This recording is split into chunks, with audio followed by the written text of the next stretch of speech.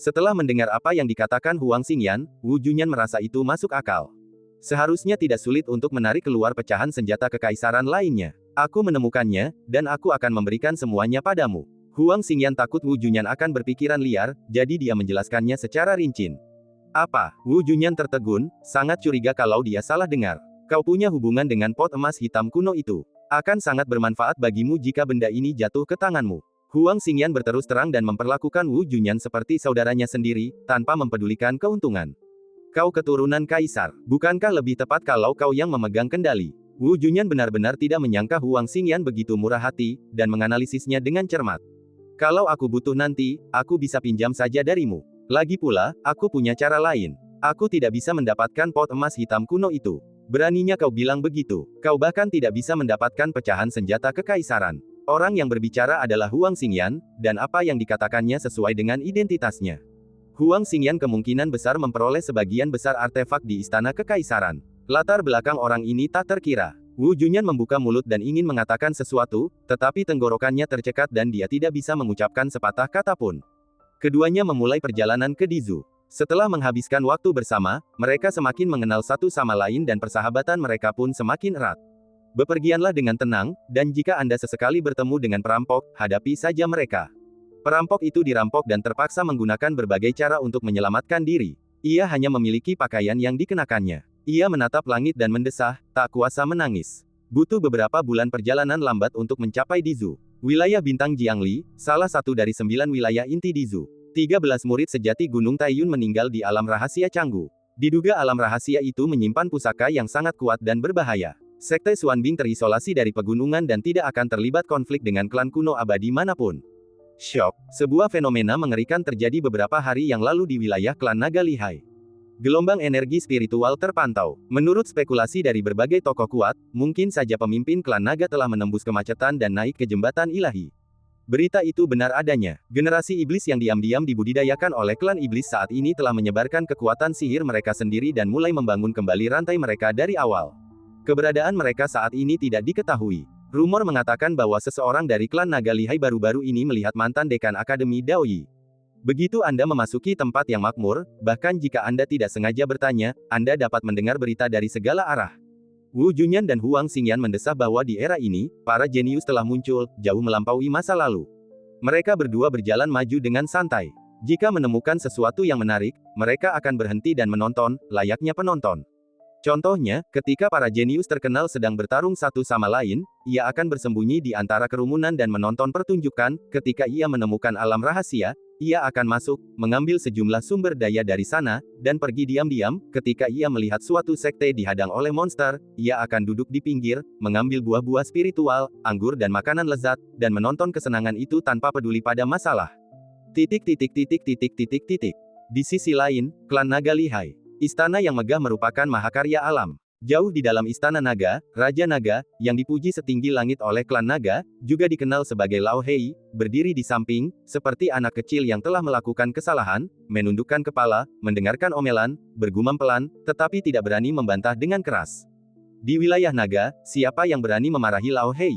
Tentu saja mantan dekan, Yan Ximeng. Yan Ximeng duduk di kursi tamu. Lao Hei, Raja Naga, tidak berani duduk di kursi utama yang tinggi. Ia berdiri di lantai aula dan menerima kritik dengan jujur.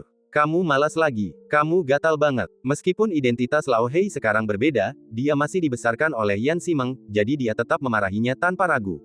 Tentu saja, hal ini dilakukan secara tertutup sehingga tidak seorang pun di luar dapat mendengarnya, dan untuk memberi Lao Hei sedikit muka. Di sampingnya, Putri Mo Linglong menatap wajah Lao Hei yang kesal setelah dimarahi. Ia ingin tertawa, tetapi berusaha keras menahannya dan mempertahankan penampilannya sebagai wanita terhormat. Saya hanya tidur sebentar. Lao Hei bergumam pelan. Jika aku tidak datang untuk melihatnya, apakah kamu berencana untuk menerobos kemacetan nanti? Perlu disebutkan bahwa Lao Hei kini telah memasuki jembatan ilahi. Guo Qi sangat jelas bahwa Yan Ximeng telah tinggal di klan naga selama beberapa hari, memaksa Lao Hei untuk memperbaiki rantai dan tidak membiarkannya bermalas-malasan dan tidur. Orang ini tidur nyenyak tiap hari, dasar brengsek. Meskipun Lao Hei dapat meningkatkan kultivasinya dengan tidur, namun tentu saja tidak baik jika bermalas-malasan dalam waktu lama. Mengingat Lao Hei adalah Raja Naga, Yan Ximeng harus menutup pintu saat memukulnya, yang sangat merepotkan. Orang ini akan belajar pelajarannya hanya setelah dipukuli habis-habisan. Jun Jun memiliki bakat yang sangat kuat dan sumber daya yang tak terbatas, tetapi kultivasinya terhenti di level itu dan dia tidak berusaha keras. Jika Yan Ximeng tidak memaksanya, mungkin diperlukan waktu setidaknya beberapa ribu hari bagi Lao Hei untuk memiliki kesempatan mendaki jembatan ilahi. Din, aku salah. Lao Hei tidak berani membantah dan mengakui kesalahannya. Setelah menerobos jembatan ilahi, ia tinggal di rumah beberapa hari yang lalu dan tertidur tanpa sadar. Ketika Yan Ximeng mengetahuinya, ia langsung menendangnya hingga terbangun, yang memicu omelan yang terjadi saat itu. Kau tahu kau salah, tapi kau tak berubah. Kau terus melakukan kesalahan yang sama berulang kali. Saat kau keluar dari cangkangmu, seharusnya aku mencekikmu sampai mati. Kalau tidak, aku tak akan mendapat masalah sebanyak ini. Yan Ximeng mengumpat lagi. Jangan marah, aku pasti akan berubah di masa depan, bekerja keras untuk meningkatkan kemampuanku, dan berusaha untuk mencapai sesuatu. Lao Hei tahu Yan Ximeng hanya mengatakan itu karena marah. Jika dia benar-benar tidak peduli padanya, dia tidak perlu bersusah payah membantunya menerobos jembatan ilahi. Tersenyum dan menyeringai. Sambil memegang secangkir teh, dia berjalan dengan hati-hati. Minumlah teh, kata Lao Hei dengan nada menyanjung. Setelah menyesap teh, Yan Ximeng merasa masalahnya sudah selesai dan terlalu malas untuk terus mengomel. Kemudian, Yan Ximeng berkata dengan sungguh-sungguh, baik untuk dirimu sendiri maupun orang lain, kau harus bekerja keras untuk naik ke atas. Jika kau terus bermalas-malasan dan menunggu sampai aku dan yang lainnya mati, apa yang akan kau lakukan? Apa kau tidak takut naga-naga tua itu akan melahapmu? Saat mengatakan ini, Yan Ximeng melirik Mo Linglong yang tengah menonton pertunjukan di dekatnya. Jelaslah, seseorang, dalam kalimat ini merujuk pada Mo Linglong. Mo Linglong tidak berani menatap mata Yan Ximeng. Ia tetap bersikap rendah hati, mengerutkan bibir, menurunkan alisnya, dan tidak berkata apa-apa. Kalau saja Yan Ximeng tidak khawatir dengan kedatangan Lao Hei, dia tidak akan repot-repot dengan banyak hal. Aku akan memperbaikinya dengan baik dan tidak akan membuatmu khawatir, janji Lao Hei. Semoga saja begitu. Yan Ximeng tidak bisa tinggal di klan naga selamanya dan mengawasi setiap hari. Lagi pula, kita masih punya King Yuan. Dengan dia di sisiku, dia pasti bisa mendukungku di masa depan. Lao Hei berkata dengan suara rendah. Tentu saja, Yan Ximeng mendengar ini. Ledakan. Kemarahan Yan Ximeng yang tertahan tiba-tiba meledak. Ia menendang dan mendarat keras di tubuh Lao Hei. Ledakan. Dengan suara keras, tubuh Lao Hei terlempar mundur dengan cepat, menghancurkan pintu kuil dan menghancurkan banyak bebatuan di dasar laut, sehingga menimbulkan keributan besar. Untungnya, Yan Ximeng menahan sebagian besar kekuatannya saat dia marah, jadi Lao Hei hanya menderita beberapa luka kulit ringan, tetapi tidak mengalami kerusakan serius. Tuan Naga, Long Jun, apa kabar? Apa yang telah terjadi? Banyak tetua naga mendengar suara itu dan bergegas menghampiri dengan wajah cemas. Lao Hei menenangkan dirinya, membersihkan debu, dan merapikan pakaiannya. Menghadapi para tetua, Lao Hei berkata dengan tegas, tidak apa-apa, aku hanya jatuh secara tidak sengaja, semuanya pergi. Dia berbohong tanpa berpikir. Akankah Shinbashi Tsunade jatuh? Lagi pula, bisakah terjatuh menyebabkan situasi yang memalukan seperti itu? Para tetua melirik istana dengan gerbang yang rusak dan melihat Yan Ximeng dengan wajah muram. Mereka langsung tertegun, menundukkan kepala, tersenyum pahit, dan tidak berkata apa-apa. Di bawah tatapan orang banyak yang tercengang, Lao Hei tetap tenang dan perlahan berjalan kembali ke aula. Setelah itu, Lao Hei menjentikkan jarinya dan memperbaiki pintu istana, mencegah orang lain menonton pertunjukan tersebut. Lain kali kita bertemu, jika tingkat kultivasimu tidak meningkat, aku akan merobek kepalamu dan menendangnya seperti bola. Yan Ximeng mengucapkan kata-kata kasar. Mendengar suara itu, Lao Hei menggigil ketakutan dan tidak berani melihat ke atas.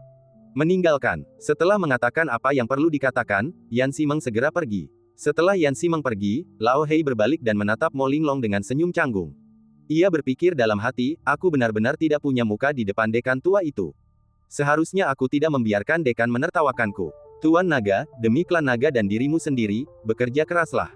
Mo Linglong tidak pernah tertawa, dia hanya menyemangatinya. Bagus. Pengawasan dan hukuman dekan lama tidak sebaik kata-kata kepala sekolah. Lao Hei tiba-tiba merasakan motivasi besar dan memutuskan untuk tidak mengecewakan tuannya. Jika waktunya tepat, aku akan melangkah lebih jauh bersama Lord Chang. Benar saja, mereka berdua memang sudah saling curhat, tapi mereka belum menjadi sepasang kekasih dan masih menjalin hubungan yang ambigu. Menurut perkataan Ketua Dewa, dengan datangnya era baru, klan naga akan menghadapi banyak kesulitan, dan perkembangan klan naga tidak boleh tertunda oleh urusan cinta. Lao Hei setuju dengan perkataan tetua itu dan menikmati perasaan ambigu antara dekat dan jauh. Kita tidak bisa terus merasa nyaman seperti ini lagi. Meskipun Lao Hei agak malas, dia bukan orang bodoh dan sudah waktunya baginya untuk bekerja keras memperbaiki rantai. Yang terpenting adalah ia berfantasi tentang mencapai puncak kultivasi suatu hari nanti. Dengan begitu, ia tidak akan takut dipukuli dan dimarahi oleh dekan tua, dan ia bisa menjalani hidup tanpa beban bersama guru yang lebih tua. Membayangkannya saja sudah memberinya banyak motivasi. Di Zhu, wilayah dunia kuno, Wu Junyan dan Huang Xingyan bersatu, dengan persahabatan yang kuat dan rasa saling percaya. Masuk dan lihatlah. Setelah terperangkap di istana kekaisaran selama bertahun-tahun, Huang Xingyan penuh dengan rasa ingin tahu tentang banyak hal yang terjadi di luar. Hati-hati, Wu Junyan mengingatkan. Baiklah, ayo berangkat. Huang Xingyan mengangguk dan berkata dia akan berhati-hati. Ada banyak alam rahasia yang muncul di dunia kuno, dan banyak praktisi datang ke sini untuk mencari penciptaan. Orang-orang yang melampaui kesengsaraan dan mempraktikkan Mahayana dapat dilihat di mana-mana. Ada kerumunan besar orang muda dengan kultivasi yang lebih lemah. Hanya dengan keberuntungan yang tak terlihat Anda dapat memperoleh kesempatan dan pulang dengan puas. Jika Anda tidak beruntung, Anda harus meninggalkan kehidupan Anda di dunia kuno. Aku ingat arah itu. Ayo kita ke sana dan coba lihat apakah ada jejaknya. Wu Junyan mengulurkan tangannya dan menunjuk, dan di area bekas pesta 100 meridian itulah dia memperoleh pecahan senjata kekaisaran. Secara logika, jika kita pergi ke langit berbintang itu dan membiarkan Huang Xingyan memanggilnya secara diam-diam, kita mungkin bisa membangkitkan fragmen lainnya. Ayo pergi. Huang Xingyan menyetujui usulan itu. Tidak lama kemudian, keduanya tiba di lokasi itu. Langit berbintang gelap, dikelilingi banyak bintang mati. Batu-batu besar yang tak terhitung jumlahnya mengapung, penuh lubang dan meninggalkan jejak waktu. Ada beberapa orang di sekitar sini. Kalau kita ribut, kita bisa kena masalah. Huang Xingyan tidak terburu-buru untuk merasakan pecahan senjata kekaisaran. Ia harus menunggu kesempatan yang tepat. Begitu pecahan senjata kekaisaran terbangun, kemungkinan besar mereka akan menyebabkan fenomena aneh. Mereka berdua harus memilih rute mundur yang baik agar tidak mudah tersandung. Di sudut-sudut tertentu dunia kuno, pasti ada makhluk-makhluk tua yang kuat yang bersembunyi, jadi jangan ceroboh. Aku akan menyiapkan beberapa formasi teleportasi sementara dulu. Jika kita benar-benar bisa memanggil pecahan-pecahan lain dari pot kuno emas hitam, kita akan pergi secepat mungkin setelah berhasil. Kita tidak bisa menunda sedetik pun. Huang Xingyan menanggapi masalah ini dengan serius. Jika kamu mengaktifkan susunan teleportasi, apakah kamu tidak takut beberapa orang tua akan mencegatmu? Makhluk yang kuat memiliki kemampuan untuk memutus susunan teleportasi. Wajar bagi Wu Junyan untuk memiliki kekhawatiran seperti itu. Saya menggunakan tanda kaisar sebagai panduan. Kecuali sekelompok kecil orang penting, tak seorang pun bisa menghentikan laju mundur kita dalam waktu sesingkat itu. Huang Xingyan berlatih dengan tekun di istana kekaisaran, mempelajari pola-pola kekaisaran peninggalan leluhurnya setiap hari dan mengembangkan kekuatan magis tingkat tinggi. Meskipun penguasaannya terhadap hukum pola kekaisaran hanya sebatas permukaan, itu sudah cukup untuk menyelamatkan hidupnya. Bagaimana saya bisa membantu? Wu Junyan tidak terlalu terkejut dengan kemampuan Huang Xingyan, lagi pula, ia adalah keturunan Kaisar Taiwei. Ia terdiam sejenak, berpikir ia tidak bisa hanya duduk diam dan tidak melakukan apa-apa. Berikan aku sebotol anggur. Huang Xingyan terkekeh. Ambillah. Wu Junyan tidak pelit dan memberikan anggur berkualitas yang telah ia simpan selama bertahun-tahun. Terima kasih. Sambil meminum anggur yang lembut, Huang Xingyan mulai membentuk formasi. Alasan pemasangan beberapa susunan teleportasi adalah untuk membingungkan yang lain. Saat itu, bahkan jika ada orang tua yang ingin memblokirnya, ia tidak akan dapat menemukan rute pelarian yang sebenarnya, sehingga memberi mereka waktu berharga. Selama dia menjauh dari dunia kuno dan menyembunyikan penampilannya dengan teknik siluman tingkat tinggi, bahayanya akan sangat berkurang. Wu Junyan menyediakan semua batu roh bermutu tinggi yang dibutuhkan untuk mendirikan formasi tersebut. Lebih dari 300.000 batu roh, meskipun itu bukan kemewahan, tetapi selama itu dapat melakukan tugasnya, tidak ada masalah. Butuh waktu cukup lama untuk menyiapkan formasi tersebut, lebih dari sebulan. Hal ini berdasarkan pada fakta bahwa Huang Xingyan memiliki jimat susunan kaisar, jadi itu bukanlah prospek yang jauh. Sudah hilang. Huang Xingyan telah sibuk begitu lama dan menghela napas panjang. Keras, kata Wu Junyan. Akhir-akhir ini, banyak mata tertuju pada kita, dan mereka pasti bertanya-tanya mengapa kita tinggal di sini. Ekspresi Huang Xingyan serius. Mereka semua adalah karakter yang tidak pantas ditampilkan, jadi tidak perlu memperhatikan mereka. Wu Junyan menyadari tatapan orang lain. Jangan buang waktu, cobalah.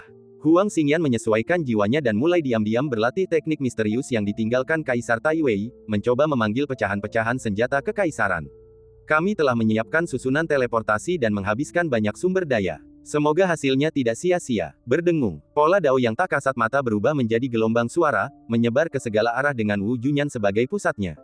Pecahan-pecahan dalam tubuh Wu Junyan terjaga, sehingga mereka dapat secara otomatis merasakan napas Wu Junyan dan memberikan panduan. Pecahan-pecahan yang tersebar di sudut dunia kuno berada dalam keadaan tidak aktif, dan situasinya berbeda. Beberapa jam berlalu, tetapi tidak ada kemajuan. Apakah itu tidak berguna? Huang Xingyan sedikit mengernyit. Jangan mudah menyerah, teruslah menelepon. 3 jam kemudian, Huang Xingyan sepertinya menyadari sesuatu. Tiba-tiba ia melirik ke suatu tempat dan mengamatinya lebih dekat. Dalam kehampaan yang gelap dan dingin itu, tampak ada cahaya redup yang berkedip-kedip. Perlahan-lahan, cahaya redup itu membesar dan aura kuno menyebar. Cahaya redup diperbesar, disertai pesona kuno. Jantung Huang Xingyan bergetar hebat, pupil matanya mengecil dengan cepat, dan dia berbisik penuh semangat, berhasil. Wu Junyan juga merasakan jejak napas yang mirip dengan serpihan-serpihan di tubuhnya. Tanpa sadar, ia mengepalkan tangannya, mengerutkan bibir, dan memfokuskan pandangannya pada satu titik tanpa mengucapkan sepatah kata pun. Apa itu? Para pendeta di dekatnya melemparkan pandangan ingin tahu kepadanya, bercampur sedikit harapan, lalu menghampirinya tanpa ragu. Ini harus menjadi kesempatan, dan kita tidak boleh melewatkannya. Semakin banyak orang datang, termasuk beberapa orang tua yang kuat. Fluktuasi hukum yang tidak biasa. Orang-orang kuat dari tempat-tempat jauh merasakan getaran di kehampaan. Setelah penyelidikan yang cermat, mereka menemukan bahwa itu adalah fluktuasi hukum kuno dan mereka mencari sumbernya. Di langit berbintang, cahaya redup itu telah menerobos ruang dingin tak berujung, menampakkan wujud aslinya. 2 potong senjata yang rusak itu tertutup jejak waktu, warnanya kusam dan tidak lagi berkilau seperti dulu. Tekstur kekaisaran yang rusak terukir di berbagai posisi senjata yang tersisa, dan sebagian kejayaan masa lalu dapat terlihat dari senjata-senjata tersebut. Ada banyak sekali retakan padat pada pecahan itu. Itu, pecahan senjata kekaisaran.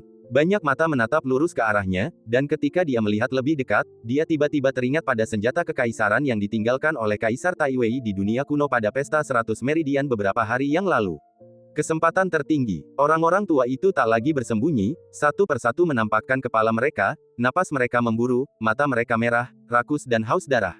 Catatan sejarah kuno menyatakan bahwa senjata kekaisaran Kaisar Taiwei disebut panci emas hitam kuno. Konon, panci itu telah pecah menjadi 3 bagian. Mendapatkan kembali salah satu bagian ini akan menjadi pencapaian yang sungguh luar biasa, yang memungkinkan seseorang mencapai puncak kerajaan. Setiap fragmen senjata kekaisaran mengandung jejak wawasan Taois dan tanda kekaisaran Kaisar Taiwei. Setelah dipahami, manfaatnya sangat besar. Lebih lanjut, meskipun pemahaman seseorang terbatas, seseorang dapat menggunakan batu roh untuk mengaktifkan fragmen senjata kekaisaran, melampaui semua senjata suci lainnya. Kami telah mencari sisa-sisa senjata kekaisaran selama bertahun-tahun, tetapi belum menemukan jejaknya. Bagaimana mungkin tiba-tiba muncul hari ini?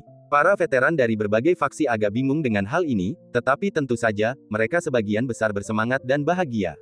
Mungkinkah karena kedua pemuda ini? Banyak orang yang menatap Wu Junyan dan Huang Xingyan, menatap mereka dengan tatapan agresif tanpa ada yang ditutup-tutupi. Karena keduanya menggunakan teknik siluman yang sangat canggih, tidak mudah bagi mereka untuk mengungkapkan identitas asli mereka. Namun, jika Anda terus-menerus diawasi seperti ini, kemungkinan identitas Anda terbongkar akan lebih tinggi. Banyak orang tua yang datang ke sini. Ayo kita bergerak cepat, jangan tunda lagi. Darah Huang Xingyan mendidih dan dia merasa dikelilingi oleh aura tebal dan berbahaya. Baiklah, harus cepat. Wu Junyan mengangguk berat. Keduanya berusaha keras untuk melakukan sihir Tao Kaisar Taiwei, atau menggunakan pecahan-pecahan di tubuh mereka sebagai panduan untuk mencoba memanggilnya. Pecahan senjata kekaisaran yang awalnya tidak aktif merasakan napas yang familiar dan perlahan terbangun, lalu melayang menuju ke arah Wu Junyan dan yang lainnya. Desir. Pada saat ini, banyak kultivator Mahayana muncul, mata mereka tertuju pada pecahan-pecahan senjata kekaisaran, dipenuhi keserakahan. Seorang kultivator Mahayana tingkat puncak mengulurkan tangan, mencoba merebut senjata kekaisaran itu untuk dirinya sendiri. Ledakan. Sekalipun hanya ada sedikit sisa kekuatan yang tertinggal pada pecahan senjata kekaisaran, itu bukanlah sesuatu yang dapat disentuh oleh orang biasa. Dengan suara keras, kehampaan 10.000 mil runtuh. Pria kuat yang menyerang dari kejauhan itu mengalami luka parah di bahu dan berubah menjadi kabut darah. Rasa sakit yang hebat menghantamnya. Ia terluka parah, wajahnya ketakutan, dan ia pun menghilang. Yang lain, setelah melihat ini, langsung menahan keinginan untuk menyerang, mundur ketakutan. Mereka memutuskan untuk menunggu dan melihat, tidak terburu-buru. Tentara kekaisaran menangkap kedua pemuda itu. Pemandangan yang jelas itu membuat semua orang di sekitar berteriak kaget. Mungkinkah kedua orang ini benar-benar memimpin para prajurit kekaisaran? Mereka tampak biasa saja, tetapi asing. Mungkin ada harta karun rahasia atau sihir yang menyembunyikan penampilan asli mereka. Tiba-tiba, Wu Junyan dan Huang Xingyan tertuju pada banyak pasang mata dan menarik banyak perhatian. Tutup kekosongan ini dan jangan biarkan senjata kekaisaran jatuh ke tangan orang lain. Orang-orang lama telah bersatu untuk mendapatkan prajurit kekaisaran terlebih dahulu, dan kami akan memutuskan bagaimana mendistribusikannya nanti. Wow, gelombang tekanan yang mengerikan menutupi langit berbintang. Para kultivator biasa bahkan tidak memenuhi syarat untuk menonton dari jarak dekat. Jika mereka tidak segera mundur, mereka akan terhimpit sampai mati oleh tekanan dari begitu banyak orang kuat. Itu semakin dekat. Huang Xingyan tidak bergerak, menunggu prajurit kekaisaran perlahan mendekat. Karena tekanan yang tersisa dari senjata kekaisaran, banyak individu kuat tidak berani bertindak gegabah. Begitu Huang Xingyan menggunakan teknik garis keturunannya, ia pasti akan menghilangkan batasan pada permukaan pecahan senjata kekaisaran. Jika hal itu terjadi, para pahlawan pasti akan langsung bertindak, niat membunuh akan tiba-tiba muncul, dan situasinya akan menjadi sangat berbahaya. Oleh karena itu, Anda harus memastikan bahwa Anda dapat mundur dengan aman, jika tidak, Anda tidak boleh terlalu terburu-buru. Waktunya telah tiba, ambil senjata kekaisaran dan segera teleportasi. Huang Xingyan diam-diam mengirim pesan kepada Wu Junyan, nadanya mendesak. Pada saat ini, satu gerakan ceroboh saja dapat membahayakan nyawa seseorang, jadi janganlah ceroboh. Wu Junyan mengetahui hal ini dengan sangat baik dan tetap tenang. Sesaat kemudian, kedua pecahan senjata kekaisaran itu hanya berjarak 1000 kaki dari posisi Huang Xingyan. Tekanan mengerikan menyelimutinya, membuatnya merasa tercekik. Kembali, pada saat ini, Huang Xingyan melambaikan tangannya, mengaktifkan kekuatan garis keturunannya, dan memanggil pecahan senjata kekaisaran. Memanggil, merasakan napas yang familiar, dua keping pecahan senjata kekaisaran terbang ke arah Huang Xingyan, dan kekuatan pembatasan perlindungan diri langsung terangkat. Berlari, begitu Huang Xingyan memperoleh pecahan senjata kekaisaran, dia dan Wu Junyan bergegas ke formasi teleportasi di belakang mereka. Berdengung, Wu Junyan telah mengendalikan susunan teleportasi. Saat Huang Xingyan berbicara, ia mengaktifkannya tanpa ragu. Susunan teleportasi mulai beroperasi, menembus blokade banyak orang kuat dan membawa keduanya ke suatu tempat. Ledakan. Saat penghalang senjata kekaisaran menghilang, lebih dari 10 telapak tangan raksasa jatuh dari langit dan menghantam area tempat Wu Junyan dan Huang Xingyan berada. Qia dan dua orang lainnya bergegas ke susunan teleportasi dan mengaktifkannya, jika tidak, konsekuensinya akan menjadi bencana. Prajurit kekaisaran telah dicuri, kejar. Sekelompok orang tua datang dengan tangan kosong, tertegun sejenak, dan dipenuhi amarah. Mereka segera mengunci susunan teleportasi, mencoba mencari tahu di mana tujuannya. Karena Huang Xing menggunakan banyak trik, ia memperoleh waktu yang sangat berharga. Apa latar belakang kedua pemuda itu? Butuh sebatang dupa agar para tetua dapat melihat sifat susunan teleportasi dengan jelas, dan mereka menggertakkan gigi. Mampu memanggil sisa prajurit Kaisar Taiwei dan membawa mereka pergi dengan selamat, dia mungkin punya hubungan dengan Kaisar Taiwei. Banyak orang berspekulasi seperti ini dan tanpa sadar memikirkan keturunan Kaisar Taiwei yang dikabarkan. Namun, keturunan Kaisar Taiwei selalu berada di Istana Kekaisaran Wilayah Selatan dan tidak pernah terdengar keluar. Kami telah menemukan lokasi transmisi yang tepat. Sesaat kemudian, seorang lelaki tua yang baru saja memasuki jembatan Shen Xiao muncul. Energi dan darahnya terkuras, suaranya serak, dan sorot matanya yang tajam menunjukkan keengganan dan hasratnya. Banyak sekali orang yang bergegas ke ujung susunan teleportasi, tetapi lingkungan sekitarnya kosong dan tidak ada jejak yang tertinggal. Huang Xingyan dan Wu Junyan telah melarikan diri dan keberadaan mereka tidak diketahui. Banyak orang kuat mencari jejaknya namun tidak berhasil. Mereka pun menengadah dan berteriak, mengeluarkan lolongan panjang, penuh kesedihan dan kemarahan luar biasa. Terutama mereka yang hanya selangkah lagi mencapai jenjang yang lebih tinggi, sangat berhasrat untuk memperoleh kesempatan lebih besar dalam menerobos hambatan dan memperpanjang umurnya. Gelombang aura dahsyat menjungkir balikkan area seluas puluhan ribu mil radiusnya, sungguh mengerikan. Temukan mereka, kita harus menemukan mereka. Yang membuat orang merasa tidak berdaya adalah karena tidak seorang pun tahu siapa yang mengambil pecahan senjata kekaisaran. Teknik penyembunyian nafas tingkat tinggi sulit dilihat bahkan oleh para terhormat yang baru saja memasuki jembatan ilahi. Karena semuanya terjadi begitu cepat, sebelum kelompok kecil prajurit kuat itu bisa datang untuk menyelidiki situasi, pecahan senjata kekaisaran sudah menghilang ke dalam kehampaan. Dan dia berlari cepat. Beberapa bulan kemudian, di sebuah bintang terpencil di Dizu, Huang Xingyan merasakan gelombang ketakutan. Saat mereka melarikan diri, mereka jelas merasakan beberapa aura yang sangat kuat menyelimuti mereka. Ini jelas bukan seorang Divine Bridge Venerable biasa. Jika mereka sedikit lebih lambat, akan sulit bagi mereka untuk melarikan diri hidup-hidup. Untungnya, Huang Xingyan mempunyai metode yang bagus, yang memungkinkan susunan teleportasi tersebut otomatis runtuh setelah digunakan, menghapus semua jejak. Hampir saja terjadi. Wu Junyan merasa sangat gembira dan berbisik. Agar tidak tertangkap, kedua orang itu terus melarikan diri dan tidak berhenti untuk beristirahat selama beberapa bulan, karena takut keberadaan mereka terbongkar. Aku datang jauh-jauh ke galaksi terpencil ini dan menemukan sebuah bintang di sudut sebelum aku berani bernapas lega.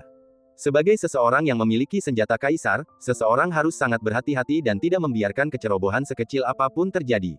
Satu langkah yang salah dapat mengakibatkan kutukan abadi. Lihat apakah Zuli bisa menyatukannya. Huang Xingyan mengeluarkan jimat formasi dan membentuk formasi yang sangat kokoh dan tersembunyi. Ia merentangkan tangannya dan mengaktifkan kekuatan spiritualnya, mengeluarkan dua fragmen yang telah diperolehnya.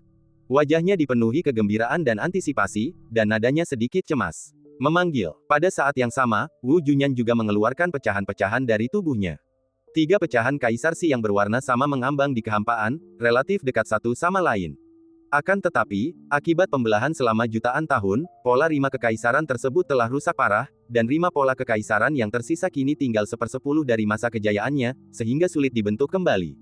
Wu Junyan mencoba menyatukan ketiga bagian itu, tetapi mereka hancur begitu ia melepaskannya.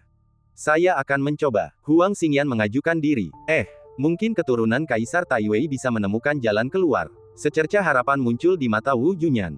Jadi Huang Xingyan mulai berusaha keras, menggunakan segala macam teknik Tao yang misterius, dan bahkan memaksa beberapa tetes darah dari ujung jarinya. Setelah sekian lama digarap, hasilnya tetap saja sama, percuma. Sepertinya tidak ada cara untuk pulih sekarang. Huang Xingyan menyerah dan tersenyum pahit. Akan aneh jika senjata kekaisaran kuno itu bisa diperbaiki dengan mudah oleh kita berdua.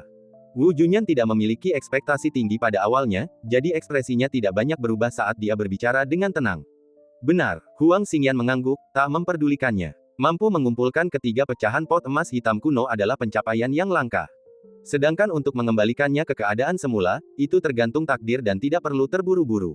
Mereka berdua beristirahat sejenak, meracik ramuan dan batu roh, serta mengatur napas untuk menenangkan pikiran. Beberapa jam kemudian, Huang Xingyan menyerahkan pecahan senjata kekaisaran kepada Wu Junyan, sambil berkata dengan sungguh-sungguh, benda ini hanya dapat berfungsi sebagaimana mestinya jika tetap berada di tanganmu. Lagi pula, kau memiliki koneksi dengan pot emas hitam kuno dan telah mendapatkan persetujuannya. Wu Junyan merenung cukup lama, menatap Huang Xingyan dalam-dalam, dan tidak berkata apa-apa. Ia hanya mencatat kebaikan hati yang luar biasa ini dalam hatinya dan mengangguk berat. Tuo. Jangan gunakan pasukan kekaisaran kecuali benar-benar diperlukan.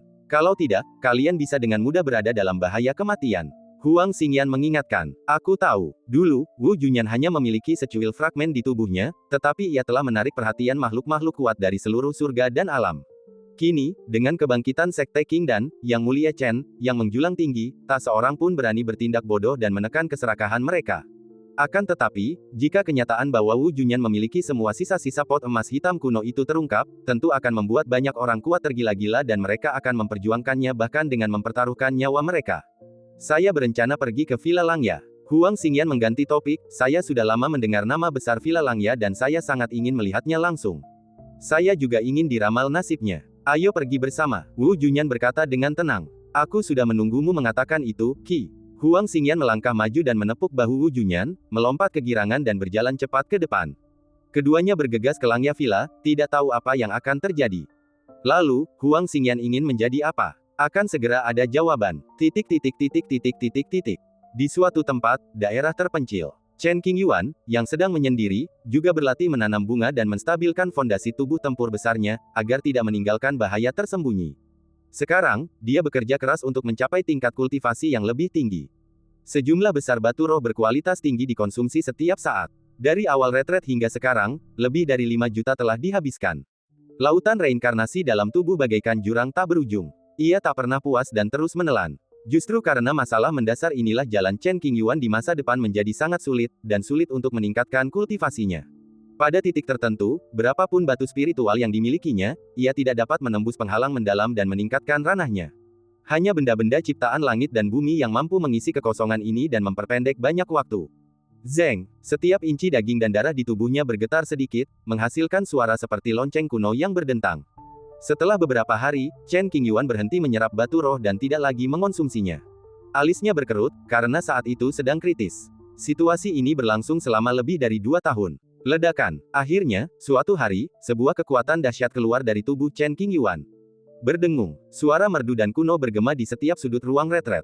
Tingkat ke-9 kesengsaraan, tahap akhir. Kekuatan Chen Qingyuan kembali meningkat secara signifikan. Ia diam-diam menghela napas lega dan merasa sedikit bahagia. Tak lama kemudian, raut wajah Chen Qingyuan berubah serius. Ia menghabiskan beberapa hari untuk menstabilkan kondisinya dan terus menyempurnakan batu roh.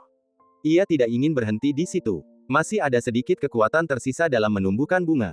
Manfaatkan kesempatan ini untuk melakukan dorongan terakhir dan menembus tahap Mahayana. Meskipun sulit, kita harus mencobanya. Sebelum ini, Chen Qingyuan pasti tidak akan sembrono. Menerobos level kultivasinya satu demi satu dapat dengan mudah menyebabkan konsekuensi melemahnya fondasinya. Namun, sekarang setelah ia memiliki artefak itu, ia tidak perlu khawatir. Kita harus memanfaatkan kesempatan ini. Chen Qingyuan mengambil keputusan secara diam-diam dan memfokuskan seluruh perhatiannya. Jika kita melewatkan kesempatan ini, biasanya dibutuhkan waktu setidaknya 3 hingga 500 tahun untuk menerobos ke tahap Mahayana. Lagi pula, Laut Samsara adalah satu-satunya, dan pengalaman Chen Qingyuan sebelumnya dalam memperbaiki rantai pada dasarnya tidak berguna. Rasanya seperti menyeberangi sungai dengan meraba batu, dan setiap langkahnya sulit.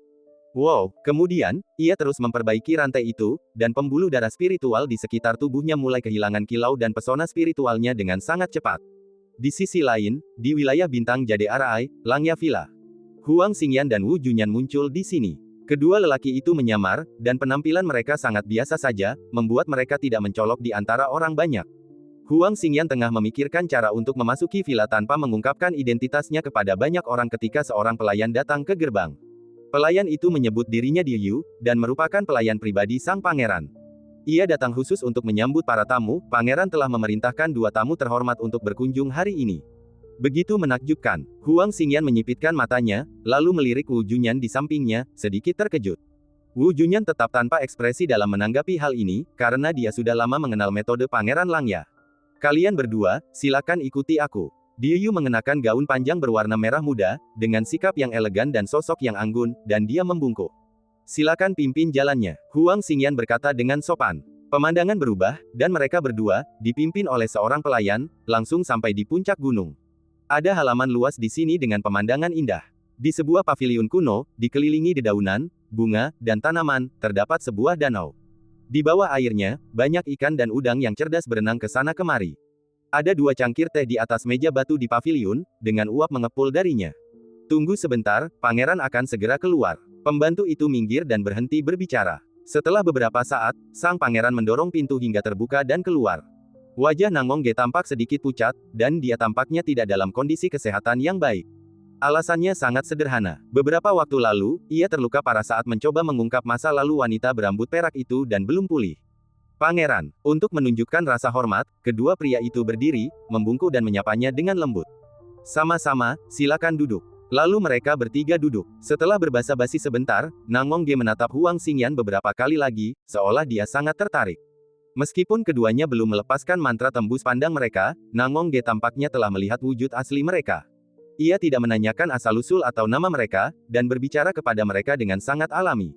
Saudara Wu, selamat. Nangong Ge menoleh ke arah Wu Junyan dan tersenyum kecil. Sebagai tanggapan, Wu Junyan tidak mengatakan apapun dan mengangguk sedikit. Apa yang disebut ucapan selamat adalah hasil kerja para prajurit kaisar. Jika Nangong Ge mendengar kemunculan senjata kekaisaran di alam kuno, yang menyebabkan sensasi seperti itu omong kosong belaka. Ada rumor bahwa 2 pemuda telah membangkitkan pecahan-pecahan senjata kekaisaran dan mengambilnya. Dengan kecerdasan Nangong Ge, dia dapat menebak 1 atau 2 hal tanpa perhitungan apapun. Mendengar ucapan selamat tersebut, seluruh tubuh Huang Xingyan menegang, tatapan matanya tajam, hatinya tiba-tiba mencelos, dan dia cukup terkejut. Kalimat ini mengungkapkan identitas Wu Junyan. Ia memang pangeran Langya yang tersohor, yang reputasinya tersohor di seluruh dunia. Tak ada reputasi palsu di balik nama sehebat itu. Ia memang luar biasa. Setelah menyesuaikan pola pikirnya, Huang Xingyan membungkuk dan berkata, Tuan, apakah Anda tahu siapa saya? Menurutku, hanya sedikit sisa pasukan yang bisa membangkitkan Kaisar Taiwei. Sedikit pemikiran akan mengungkap jawabannya. Mata Nangong Ge bertemu dengan mata Huang Xingyan dan ia tersenyum dan menjawab, Rekan Taois Huang, aku sudah lama mendengar nama agungmu. Aku mengagumimu, kata Huang Xingyan sedikit tertegun dan sambil mengepalkan tinjunya. Kalian berdua jelas tidak datang ke sini hanya untuk minum teh, jadi jujurlah. Nangong Ge mungkin bisa menebak. Saya ingin bertanya kepada pangeran, apakah ada solusi untuk masalah yang saya hadapi? Huang Xingyan tidak secara langsung menjelaskan masalahnya, ia tetap bersikap agak pendiam. Ia tidak terlalu mengenal pangeran Langya, jadi wajar baginya untuk tetap waspada. Masalahnya hanyalah ia mengalami hambatan dalam kultivasi berantainya. Teknik klasik dan rahasia di Istana Kekaisaran belum lengkap. Pendek kata, tidak ada warisan dari kaisar leluhur di Istana Kekaisaran. Sihir Tao yang dikembangkan Huang Xingyan bukanlah sihir kekaisaran dalam arti sebenarnya, tetapi hanya sekadar beberapa teknik rahasia dengan pola kekaisaran. Ayo pergi bersama saudara Wu, mungkin ada jalan. Beberapa hal memang tidak bisa diungkapkan dengan terlalu yakin. Arahnya sudah ditunjukkan, tetapi apakah itu bisa diwujudkan tergantung pada kreasi kita sendiri. Jalan denganku. Wu Junyan sedikit terkejut. Meskipun saudara Wu tidak mengatakannya secara eksplisit, aku tahu apa yang kau pikirkan. Kata Nan Gongge sambil menatap ke kejauhan, lalu menjelaskan dengan penuh arti, ayo kita pergi ke timur lagi. Ledakan. Ketika Wu Junyan mendengar kata tanah timur, ia langsung teringat pada warisan Kaisar Taiwei. Bisakah Pangeran Langya benar-benar mengetahui hal ini? Jantung Wu Junyan berdebar kencang, dan ia tak bisa sepenuhnya tenang.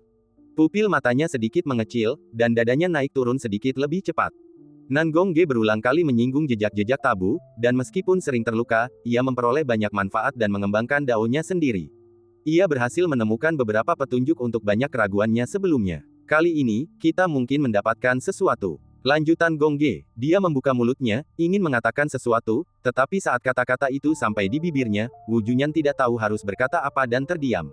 Huang Xingyan tidak mengerti arti kata-kata ini, tetapi ia jelas menyadari fluktuasi emosi Wu Junyan. Ia meliriknya sesekali dan tetap diam. Timur itu luas, kemana aku harus pergi? Setelah waktu yang lama, Wu Junyan mengajukan pertanyaan. Itu tergantung pada takdir. Nan Gongge tersenyum tenang dan memberikan jawaban. Ya, Wu Junyan tampak mengerti namun tidak sepenuhnya. Jika bukan karena sesuatu yang lain, aku tidak akan menahan kalian berdua di sini lama-lama. Nan Gongge masih harus terus melanjutkan penyembuhan. Kalau bukan karena tamu terhormat itu, dia tidak akan berhenti untuk memulihkan diri. Terima kasih, Pangeran. Wu Junyan membungkuk dan berterima kasih padanya. Tidak perlu seperti ini asing. Nan Gongge melambaikan tangannya dan berjalan masuk ke dalam rumah sambil tersenyum. Setelah itu, Wu Junyan dan Huang Xingyan turun gunung dan berjalan keluar gerbang villa. Kamu baru saja bicara tentang timur. Apa maksudnya? Aku kurang paham. Bisakah kamu menjelaskannya? Huang Xingyan adalah orang yang terus terang dan mengatakan apapun yang ia pikirkan. Jika memang itu takdirnya, kau akan tahu. Wu Junyan memikirkannya dan memutuskan untuk tidak membicarakannya untuk saat ini. Apa yang disebut warisan Kaisar Taiwei tidak pernah ditentukan secara akurat. Wu Junyan hanya memperoleh sebuah buku dari zaman kuno yang mencatat beberapa hal dan menyebutkan tanah timur. Saudara-saudaraku adalah saudaraku sendiri, jadi tidak ada yang perlu dikhawatirkan. Dia tidak mengatakan apa-apa karena dia tidak ingin Huang Xingyan memiliki harapan yang terlalu tinggi. Kalau tidak, perasaan kecewa itu akan sangat tidak nyaman. Oke, Huang Xingyan sangat lugas dan tidak mengajukan pertanyaan lebih lanjut. Dengan cara ini, mereka berdua langsung menuju ke timur, mencari artefak tersebut. Selain itu, mereka juga bisa membawa pecahan-pecahan senjata kekaisaran untuk menghindari bahaya negara kekaisaran dan tetap aman. Pada saat yang sama, di tempat yang unik, tempat jembatan Tuhan. Bagian besar jembatan patah di tengah, dan udara dipenuhi kabut hitam tebal dan suasana kacau dan kuno. Seorang lelaki tua berpakaian kain compang camping, memegang pedang bergagang 3 di tangannya, tanpa jejak fluktuasi hukum di tubuhnya, kembali ke alam. Pedang di tangannya memiliki banyak retakan kecil setelah melalui pertempuran berbahaya. Siapakah orang tua itu? Chang Geng, pendekar pedang abadi yang terkenal di seluruh dunia di masa lalu. Di mata dunia, pedang abadi Chang Geng telah menjadi hantu dan meninggal di Gunung Ziyun. Kenyataannya benar-benar berbeda. Bukan hanya dia tidak mati, tetapi dia juga menemukan jalan baru dan menjadi jauh lebih kuat daripada masa puncaknya di masa lalu. Junior ini sangat berterima kasih kepada Kaisar dan akan mengingatnya seumur hidupnya. Menatap tubuh Kaisar yang tak terlukiskan tak jauh dari sana, mata Dewa Pedang Chang Geng dipenuhi kekaguman dan dia membungkuk. Dewa Pedang Chang Geng membungkuk dengan tulus dan mengungkapkan rasa terima kasihnya yang sebesar-besarnya. Jika bukan karena perlindungan tubuh Kaisar Taiwei, bahkan 10 Dewa Pedang Chang Geng tidak akan hidup saat ini. Lebih jauh lagi, karena selalu menyertai Kaisar, ia telah ternoda oleh jejak hukum kekuasaan Kaisar. Mungkin itu adalah hadiah dari Kaisar, atau kekayaan tertinggi. Aku sudah mencapai batasku dan tidak bisa tinggal di sini lebih lama lagi. Hari ini, aku mengucapkan selamat tinggal kepada Kaisar. Meskipun dia tahu bahwa itu adalah tulang-tulang kering tubuh seorang Kaisar, pedang abadi Chang Geng tetap menunjukkan rasa hormat yang sebesar-besarnya dan tidak berani menghujat sedikit pun. Kultivasimu yang telah mencapai puncak langkah ke-8 jembatan ilahi, dan satu kakinya telah menginjak langkah ke-9. Dia mencoba berkali-kali dan akhirnya berhasil melewati langkah ke-9 dengan sekali jalan. Sayangnya, karena hukum di bawah jembatan ilahi terlalu menakutkan dan sangat menindas, semua upayamu yang berakhir dengan kegagalan. Menurutnya, kesempatannya di dasar jembatan ilahi telah mencapai batasnya. Jika ia ingin melangkah maju, ia harus kembali ke dunia dan mendapatkan kesempatan. Memanggil. Tiba-tiba, tepat saat Mu Yang hendak berbalik, seberkas cahaya muncul dari kabut hitam. Mu Yang secara tidak sadar membentuk lapisan pelindung bagi tubuhnya untuk mempertahankan diri. Apa ini? Ketika benda terbang itu terlihat, Mu Yang tertegun dan tidak tahu apa yang sedang terjadi. Token persegi panjang seukuran telapak tangan, berwarna gelap, ditutupi dengan jejak waktu. Ada kata yang terukir di tengah token, Jing. Token karakter Jing, apa itu? Mu yang bahkan lebih bingung. Setelah diperiksa lebih dekat, ditemukan bahwa tanda ini memiliki hubungan samar dengan jasad kaisar. Mungkinkah itu penyesalan kaisar? Memikirkan hal ini, Mu yang memegang token dan membungkuk lagi. Meskipun saya tidak tahu untuk apa benda ini digunakan, yang jelas bukan hal buruk untuk menyimpannya. Perlahan-lahan, Mu Yang tidak dapat lagi melihat bentuk tubuh kaisar, karena bagian depannya tertutup kabut tebal. Suara mendesing. Tanpa ragu-ragu lagi, Mu Yang menemukan jalan keluar dan pergi. Badai macam apa yang akan ditimbulkan oleh kembalinya pendekar pedang tak tertandingi yang telah menghilang selama bertahun-tahun. Era yang makmur dan berkembang pesat ini akan segera memasuki babak baru. Beberapa hari kemudian, di daerah tertentu di Dizu, Mu Yang mengenakan jubah kain sederhana, sepatu kain robek di kakinya, dan topi kerucut. Ia duduk di sudut sebuah kedai, menyesap anggur dan merasakan banyak emosi. Dengan kemampuannya itu, ia dapat dengan mudah mengetahui seperti apa era saat ini. Minum dan kagum. Perubahan di Qingzhong, kekacauan di Moyuan, tubuh Kaisar Qingyu, Chen Qingyuan adalah reinkarnasi dari orang kuno yang terhormat, Del. Berita itu terlalu banyak untuk dicerna Mu Yang selama beberapa hari. Terkadang ia tertegun, terkadang ia memandang ke kejauhan dan mendesah, dengan perasaan campur aduk. Kita harus pergi ke tempat itu. Setelah sekian lama, Mu Yang menyadari era saat ini dan membuat rencana. Hal pertama yang saya lakukan setelah kembali adalah pergi ke Tianyuan dan bertanya kepada senior itu. Saat masih muda, Mu Yang secara tidak sengaja jatuh ke Tianyuan dan hampir mati. Secara kebetulan, Mu Yang diselamatkan oleh gadis berbaju merah. Melihat bakatnya yang luar biasa, gadis itu mengajarinya beberapa teknik pedang dan memberinya beberapa petunjuk, sehingga Mu Yang dapat melarikan diri dengan selamat. Karena alasan inilah, meskipun Chen Qingyuan seorang cacat, Mu Yang bersedia melakukan yang terbaik untuk membantunya, membangun fondasi untuknya, dan melindunginya secara diam-diam. Selain itu, saya ingin mengucapkan terima kasih kepada Yan Simeng dari Akademi Pertama. Tanpa nasihat Yan Simeng, Mu Yang tidak akan dapat menemukan jenazah Kaisar Taiwei dan tidak akan hidup sampai hari ini. Memanggil, dia menghabiskan semua minuman di meja, membayarnya, melangkah keluar, lalu menghilang. Banyak orang di restoran melihat kejadian ini dan berseru, seorang master top. Dia mampu menembus udara tanpa menyebabkan fluktuasi hukum. Dia pasti orang yang luar biasa. Keterkejutan orang lain tidak ada hubungannya dengan Mu Yang. Menyeberangi lautan bintang, miliaran bintang melesat melewati sisiku bagai debu yang melewati jemariku. Kemudian dia menyeberangi lautan dan bergegas menuju hutan belantara utara. Domain Fuliuxing, Tianyuan. Untuk menunjukkan rasa hormatnya, Mu Yang sengaja berganti pakaian bersih dan rapi, lalu menyisir rambutnya yang tipis dan berantakan. Ia tampak seperti anak kecil yang akan bertemu orang yang lebih tua, merasa sedikit gelisah dan gugup. Meskipun ia hanya selangkah lagi menjadi kaisar semu pada masa itu, Mu Yang tidak berani bersikap angkuh di depan gadis berbaju merah. Selama bertahun-tahun, banyak orang kuat telah meninggal di Tianyuan, dan dunia telah menetapkan tempat ini sebagai daerah terlarang. Pada titik ini, sangat sedikit orang yang peduli terhadap Tianyuan dan tidak akan membuang waktu menjaganya di sini. Saat Mu Yang tiba, tidak ada seorang pun di sekitarnya. Senior, saya ingin bertemu denganmu. Mu Yang membungkuk ke arah tempat Tianyuan berada, dan suara kata-katanya yang penuh hormat berubah menjadi garis suara yang tidak terlihat oleh mata telanjang, dan menembus ke area terlarang yang ditutupi oleh kabut aneh. Mu Yang mempertahankan postur memberi salam, membungkuk dan menundukkan kepala, membiarkan angin dingin bertiup menerpa dirinya, berdiri diam bagai gunung. Setelah sebatang dupa, terdengar suara dingin samar-samar, masuk. Gadis berpakaian merah itu mengangguk setuju, memperbolehkan Mu Yang menghindari berbagai bahaya di area terlarang dan memasuki area luar. Segala sesuatu di sekitarnya diselimuti kabut. Mu Yang berhenti bergerak maju, dan Xian merasakan kekuatan dahsyat datang ke arahnya. Ia mengamati dengan saksama dan melihat seseorang berdiri di tengah kabut tebal. Orang itu tinggi, bayangan gaun merahnya terlihat samar-samar, dan wajahnya tidak terlihat. Setelah melirik sekilas, Mu Yang segera mengalihkan pandangannya ke tempat lain, tidak berani mengintip atau menghujat, dan membungkuk, senior. Mengapa kamu di sini? Bagi yang lain, Ansiruo bagaikan makhluk abadi yang terbuang, anggun dan mulia. Ia tampak berada di dimensi lain, jauh di atas, luar biasa, dan berada di dunia lain. Saya datang mengunjungi Anda, senior, dan saya punya pertanyaan yang ingin saya jawab. Mu Yang menurunkan alisnya dan menatapku. Berbicara, Ansi tampak tersembunyi di balik awan dan kabut, suaranya terdengar jernih dan dingin. Bertahun-tahun yang lalu, aku jatuh dari jembatan ilahi. Menjelang ajal, aku melihat seorang kaisar kuno yang telah wafat.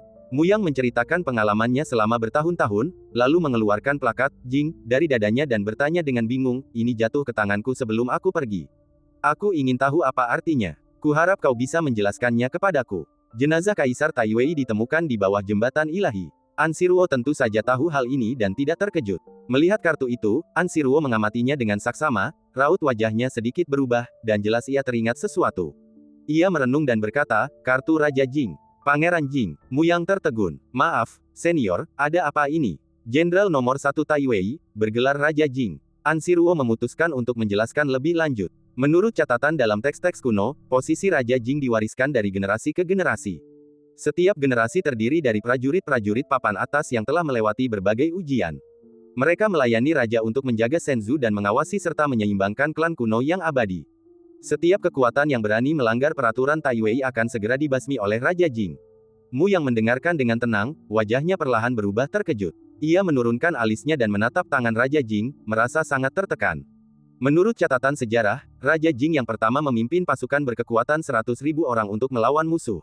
Ia menggulingkan klan kekaisaran abadi yang telah diwariskan selama lebih dari 3 juta tahun, menghancurkan lebih dari 10 sistem bintang, dan menghancurkan jutaan planet yang dihuni kehidupan. An Siruo melanjutkan berbicara. Beberapa Raja Jing berikutnya dapat dianggap sebagai orang-orang pertama di bawah Kaisar Agung.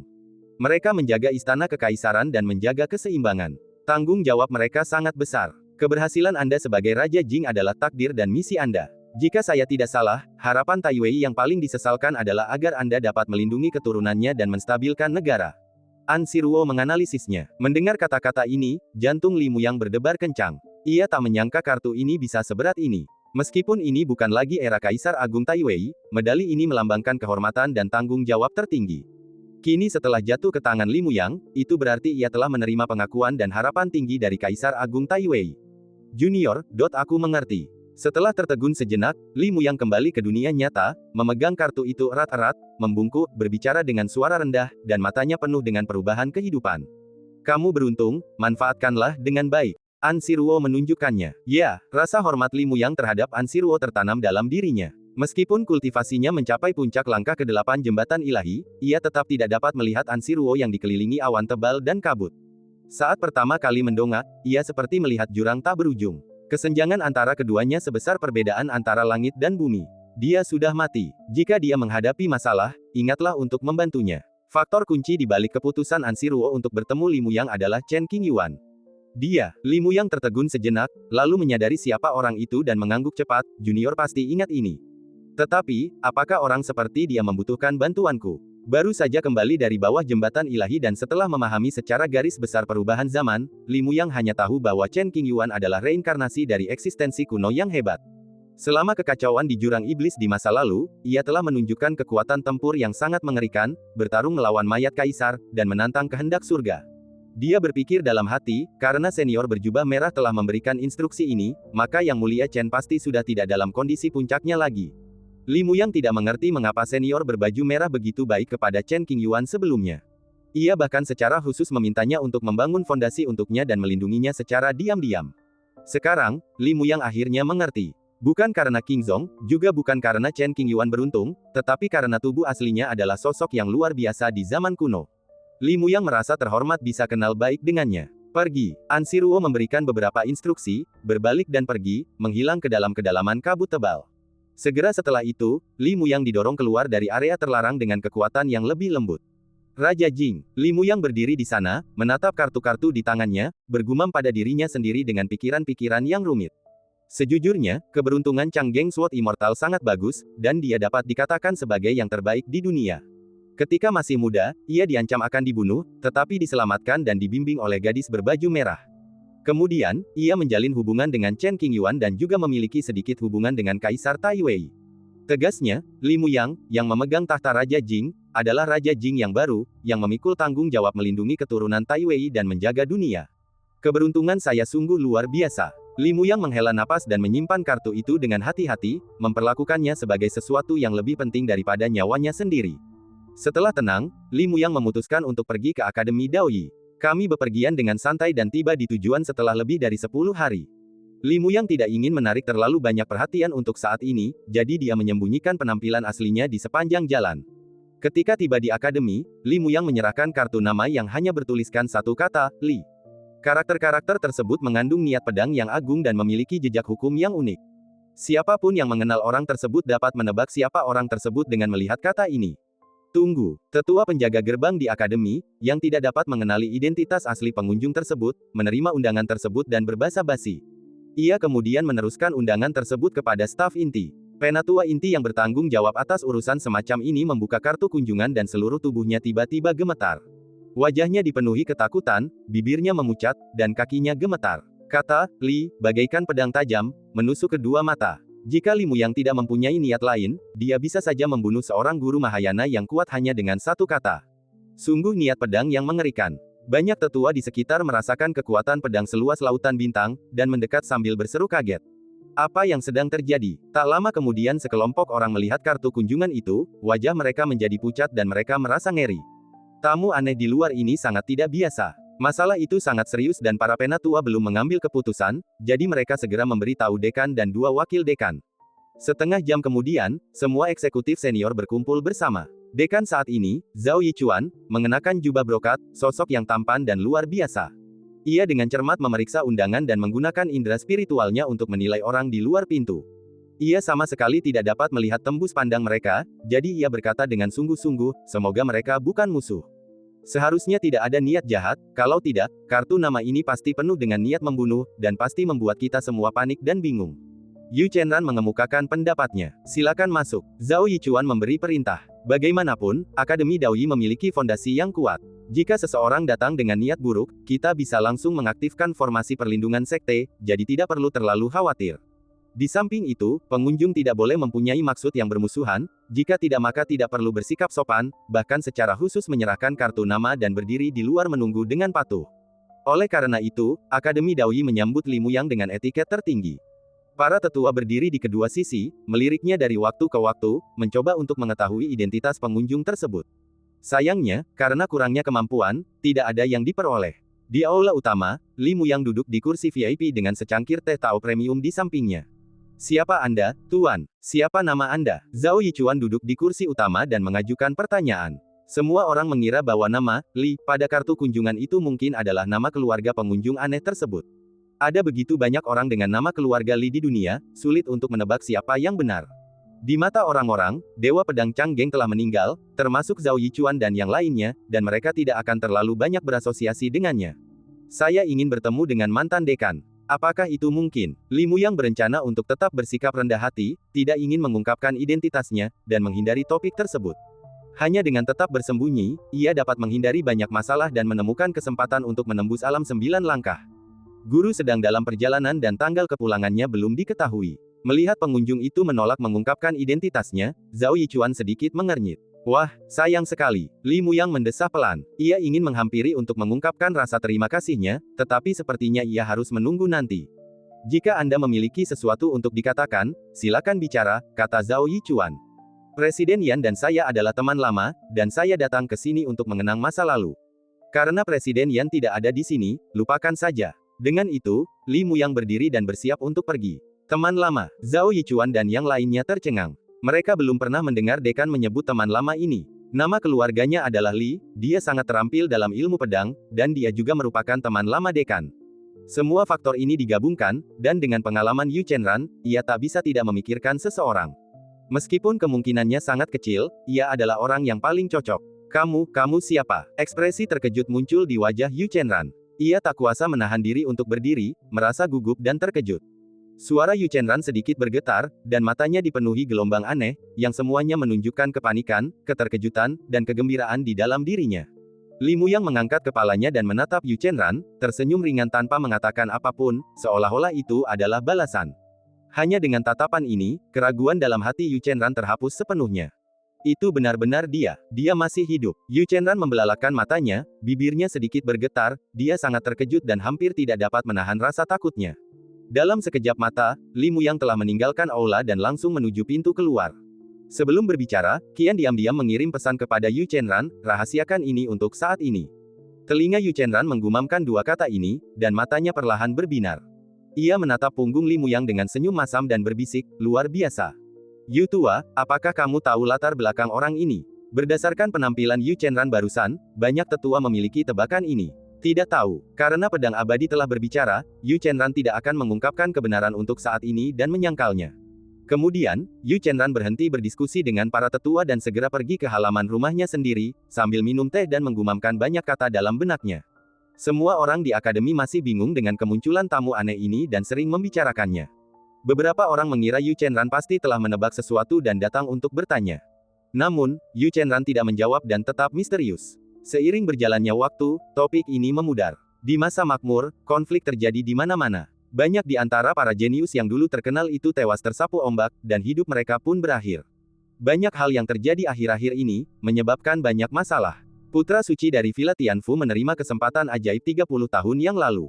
Kultivasinya berkembang pesat, dan ia hanya selangkah lagi untuk mencapai tingkat Mahayana. Namun, saat berlatih, ia mengalami bencana dan meninggal tanpa jenazah yang utuh. Seorang murid inti Sekte Pedang Baiyan, secara kebetulan, mengalahkan murid terkuat di generasinya.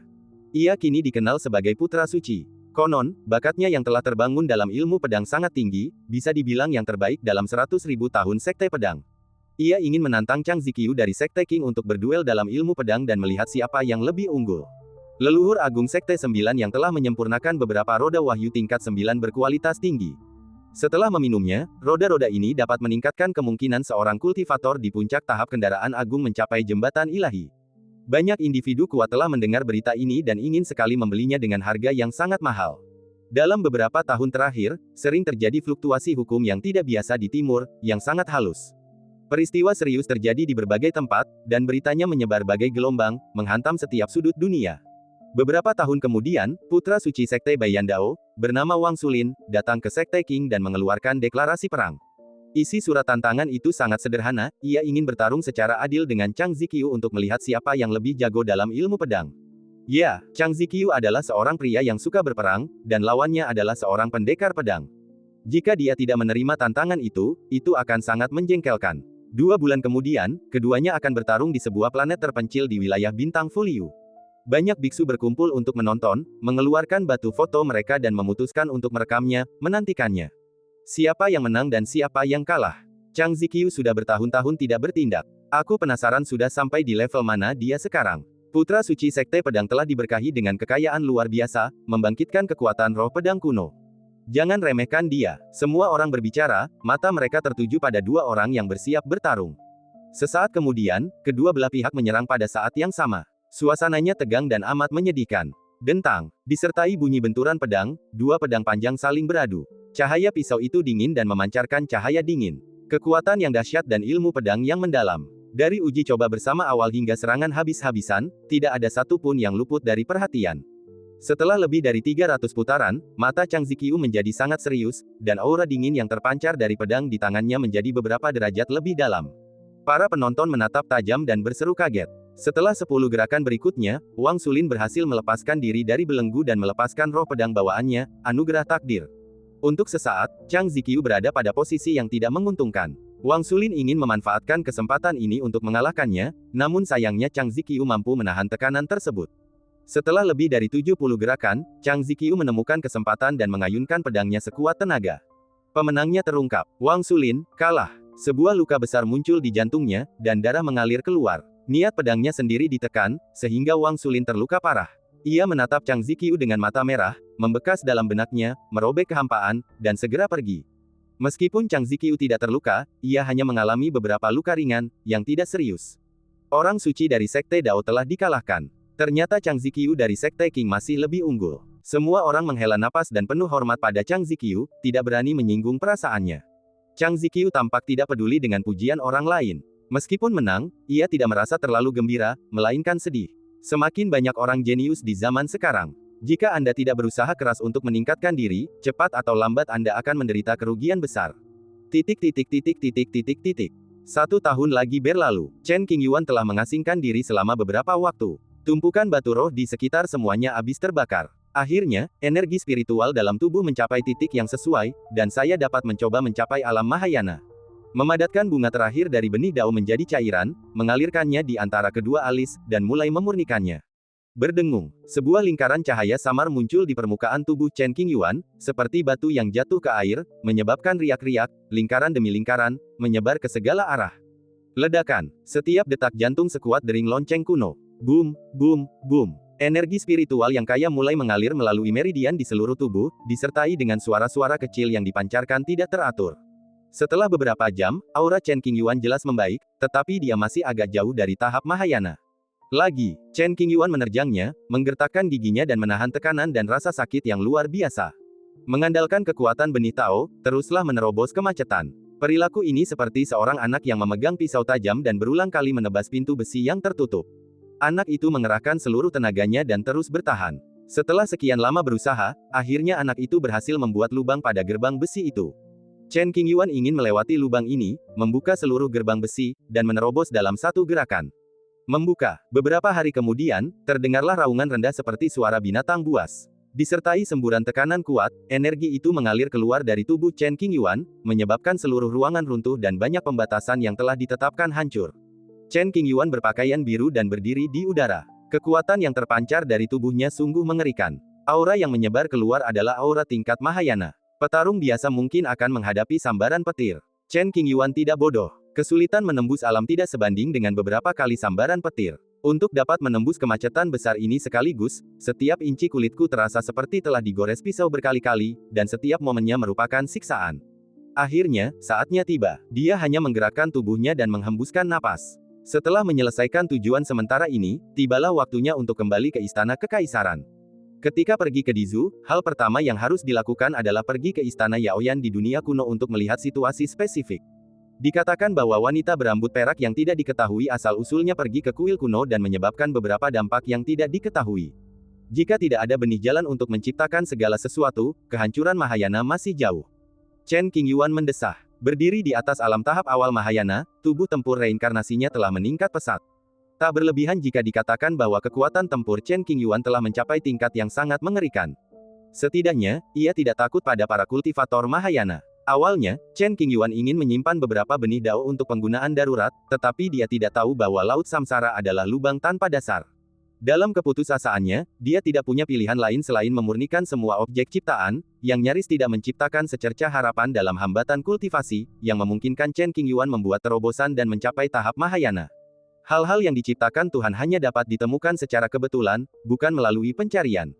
Sungguh keberuntungan belaka kita bertemu kali ini, jadi jangan berharap terlalu banyak. Donglong. Dengan suara pelan, Chen Qingyuan mengangkat pembatasan di sekelilingnya, berganti ke pakaian brokat yang dijahit Ansiruo untuknya, dan terbang ke udara. Sebelum pergi, dia menghapus jejak yang ditinggalkannya di ruangan itu. Setelah lebih dari 10 hari bertapa, ia langsung memasuki alam Mahayana. Kecepatannya jauh lebih cepat daripada kebanyakan orang di dunia. Meskipun kekuatannya telah meningkat pesat, Chen Qingyuan masih bersikap relatif rendah hati, menyembunyikan penampilan aslinya untuk menghindari masalah yang tidak perlu. Langsung menuju Dizu, dan jika Anda menemukan sesuatu yang menarik di jalan, berhentilah untuk menyaksikan keseruannya. Kadang-kadang, ketika menemui beberapa hal yang tidak menguntungkan, Chen Qingyuan akan membantu secara diam-diam. Pecahan senjata kekaisaran yang tertinggal di dunia kuno dibawa pergi oleh dua pemuda yang tidak diketahui asal-usulnya. Chen Qingyuan mendengar tentang masalah ini segera setelah dia tiba di Dizu. Awalnya dia ragu, lalu menundukkan alisnya sambil berpikir keras. Orang yang mampu mengambil pecahan senjata kekaisaran kemungkinan besar memiliki hubungan dengan Kaisar Taiwei. Apakah itu seseorang yang dikenalnya, atau entitas lain yang tidak dikenal? Chen Qingyuan tidak dapat memikirkan hasilnya dan sedikit mengernyit. Kemudian, simpanlah pertanyaan-pertanyaan ini di dalam hati Anda dan percayalah bahwa Anda akan memperoleh jawabannya di masa mendatang. Di dunia kuno, ada banyak orang yang kuat. Chen Qingyuan berjalan dengan tenang dan langsung menuju kuil kuno. Istana Yaoyan dikelilingi oleh hukum kuno yang kacau. Ada lubang hitam aneh di satu tempat, yang diciptakan oleh wanita berambut perak.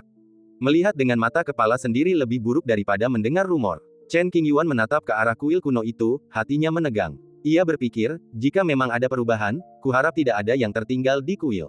Karena penghalang kuil kuno itu terlalu menakutkan, semua orang kecuali wanita berambut perak hanya bisa menonton. Setelah berkali-kali mencoba, banyak prajurit yang putus asa. Lebih dari separuh prajurit yang ditempatkan di dekat kuil kuno itu pun musnah.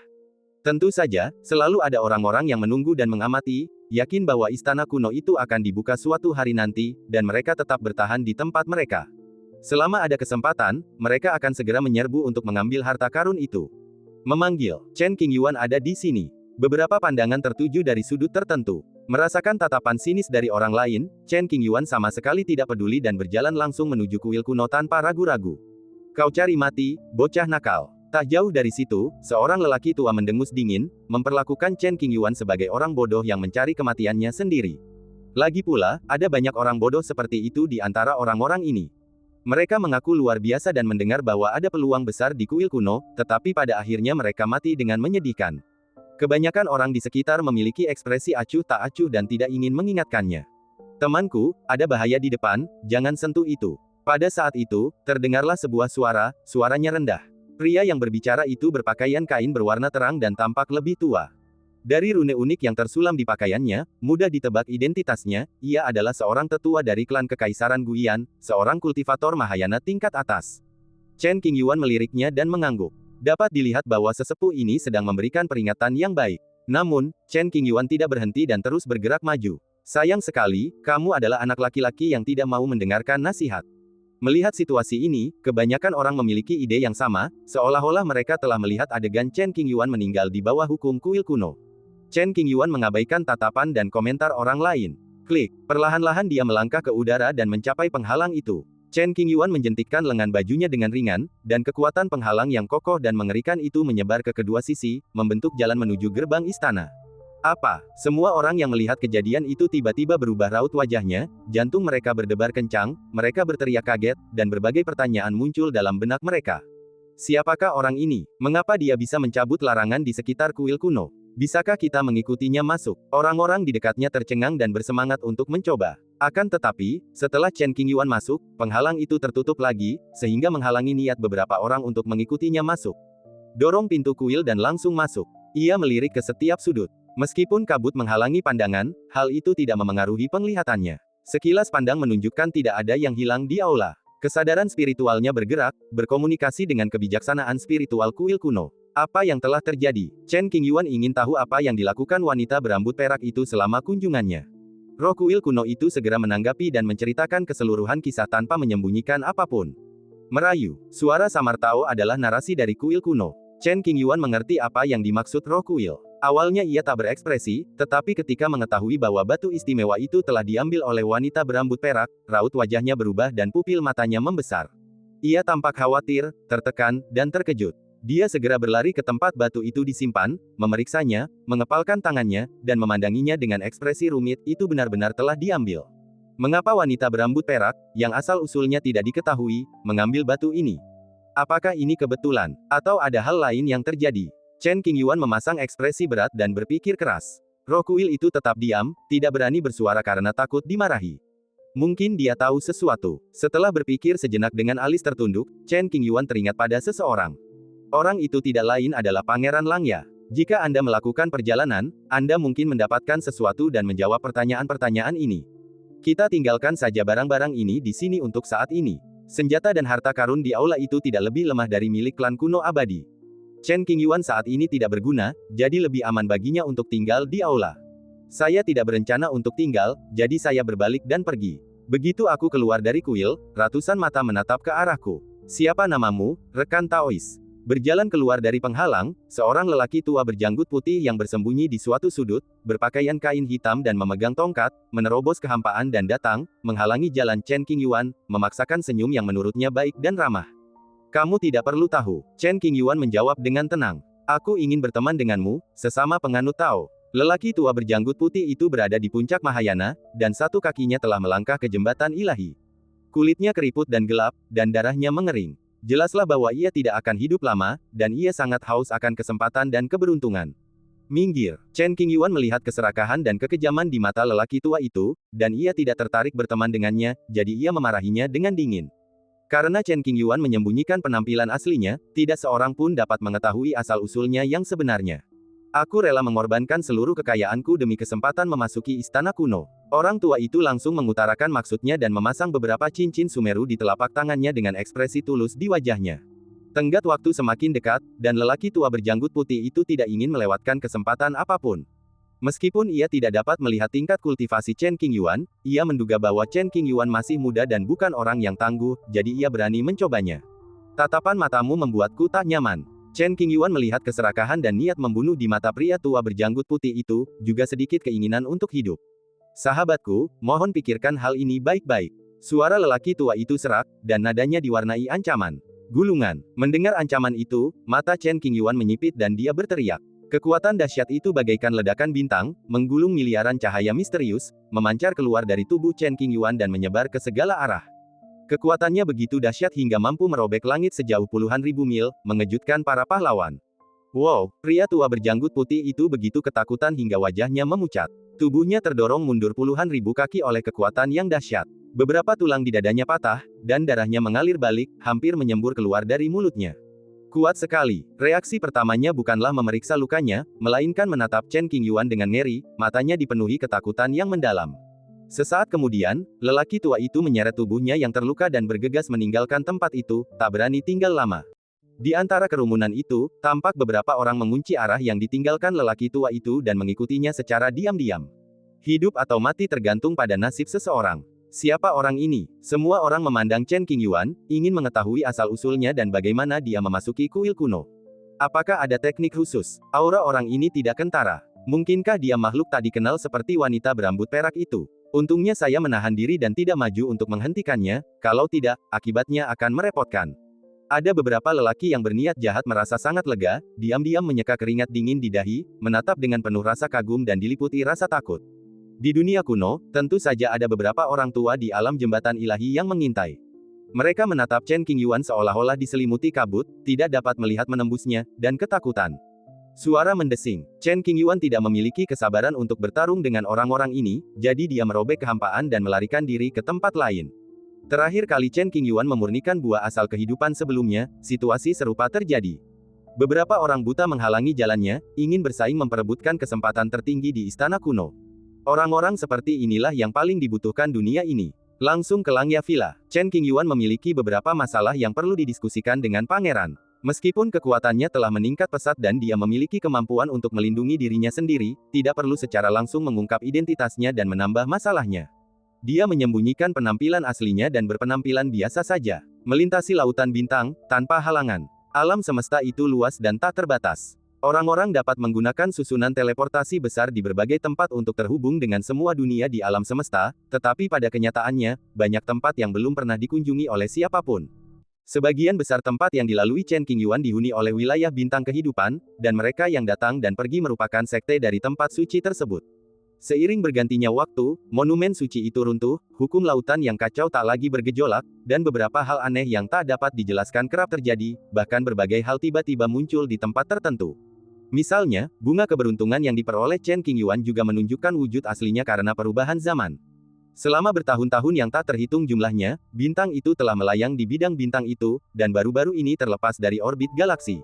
Berkat jasanya, Villa Langya menjadi pusat perhatian dunia. Sering kali ada orang-orang kuat yang datang untuk meminta ramalan, dan ada banyak sekali orang kuat yang memberikan hadiah. Di tengah gunung, diselimuti kabut, berdiri sebuah pelataran luas, tersembunyi dalam asap tebal, samar-samar bagaikan negeri dongeng.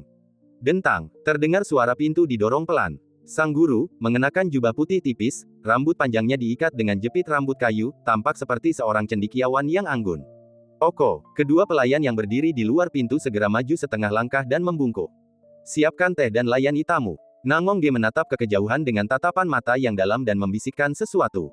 Ya, pembantu itu segera melakukannya. Beberapa jam kemudian, sebuah paviliun kuno yang tergantung di udara berdiri di atas kolam air di bawah air terjun. Kabut mengepul, menutupi sebagian besar paviliun kuno. Gemerincing, air terjun itu jatuh lurus ke bawah dan menghantam batu-batu besar, dengan suara bagaikan guntur yang bergema di angkasa. Di satu sisi adalah pemandangan air terjun yang deras, dan di sisi lain adalah pemandangan paviliun kuno yang tenang dan indah. Dua rasa yang sangat berbeda hadir dalam lukisan yang sama. Rasanya memang aneh, tetapi sangat menyentuh dan memabukkan. Nangong Ge meminta pembantunya untuk pergi keluar gerbang gunung, sementara dia duduk di paviliun dan menunggu dengan perlahan. Dahulu kala, monumen suci laut. Pantai seberang, lautan penderitaan, jembatan suci, jejak-jejak yang terkubur. Nangong menuangkan secangkir teh harum untuk dirinya sendiri, menyesapnya, dan berbisik pada dirinya sendiri, kaulah kunci untuk membuka era berikutnya. Tak seorang pun tahu apa yang akan terjadi di masa depan. Di masa lalu, menghitung masa lalu gadis berambut perak memungkinkan Nangong Ge melihat banyak hal rahasia. Setengah jam kemudian, langkah kaki terdengar dari tepi pantai di dekatnya. Ozi, seseorang datang. Pelayan itu tidak tahu siapa orang ini, jadi dia hanya mengikuti petunjuk tuannya dan mengundangnya. Laiki memiliki penampilan biasa saja, tetapi ada keluhuran yang tak terlukiskan di antara kedua alisnya. Kalian turun. Suara Nan Gong Ge terdengar sepoi-sepoi dan sampai ke telinga kedua pelayan itu, jangan biarkan siapapun mendekat. Ya, kedua pelayan itu membungkuk dan pergi tanpa ragu-ragu. Tidak ada orang luar lagi, dan penghalang khusus telah didirikan. Chen Qingyuan berjalan di atas air dan perlahan-lahan datang ke paviliun. Begitu tiba di gerbang Villa Langya, Chen Qingyuan melihat dua pelayan pribadi istrinya. Tanpa berkata apa-apa, ia langsung mengikuti mereka masuk. Saudara Chen, duduklah. Nangong Ge berdiri, menangkupkan tinjunya, tersenyum, menunjuk ke kursi kosong di depannya, dan berkata dengan sopan. Kata-kata, Saudara Chen, penuh dengan makna yang dalam. Tidak hanya mengungkap identitas, tetapi juga menunjukkan bahwa hubungan antara kedua pihak masih sama seperti sebelumnya dan tidak akan berubah karena faktor apapun. Teh ini baunya harum. Chen Qingyuan tersenyum cerah. Setelah duduk, aroma teh memenuhi hidungnya dan ia berseru kagum. Beberapa hari yang lalu, beberapa lelaki tua dari klan kuno Dingxuan datang menemui saya dan meminta saya untuk meramal nasib mereka dan memberi mereka hadiah. Nangong Ge mengatakannya dengan ringan, tidak berpura-pura, tetapi benar-benar bersikap acuh tak acuh, hanya menjelaskan asal-usul teh tersebut. Jika seorang manusia meminum secangkir teh Tao tertinggi ini, ia pasti akan mampu membuka lubang spiritualnya dan memiliki bakat kultivasi spiritual yang luar biasa. Sekalipun bakatnya kurang, umurnya dapat diperpanjang 30.000 tahun. Chen Qingyuan dapat mengetahui sekilas bahwa teh itu luar biasa, tetapi sayangnya dia berada pada ketinggian tertentu, jadi efeknya tidak terlalu bagus dan dia hanya bisa mencicipinya. Bahkan bagi klan kuno abadi, teh Tao semacam ini sangat berharga, bagaikan harta karun di dasar kotak. Apa yang klan kuno Dingxuan inginkan darimu sehingga kau begitu rela memberikannya? Dia mengambilnya dan menyesapnya. Rasanya sungguh lezat, beberapa kali lebih nikmat daripada teh Tao Buddha. Chen Qingyuan mendongak dan bertanya.